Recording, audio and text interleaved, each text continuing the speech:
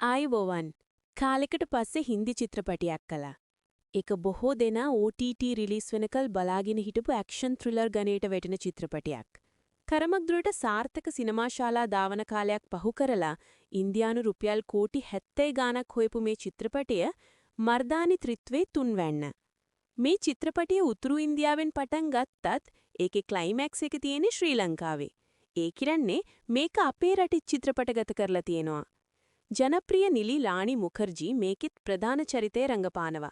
ජ්‍යෙෂ්ඨ police අධිකාරී රොයිගේ චරිතයෙන්.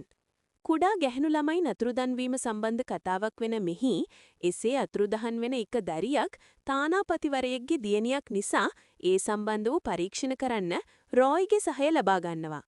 කොහොමත් සුපුරුදු හින්දි ක්‍රාසජනක අච්චුවේ චිත්‍රපටයක් වුණත් ත්‍රාසයෙන් කුතුහලයෙන් අවසන් වෙනකල් නරඹන්න පුරවන් චිත්‍රපටයක්.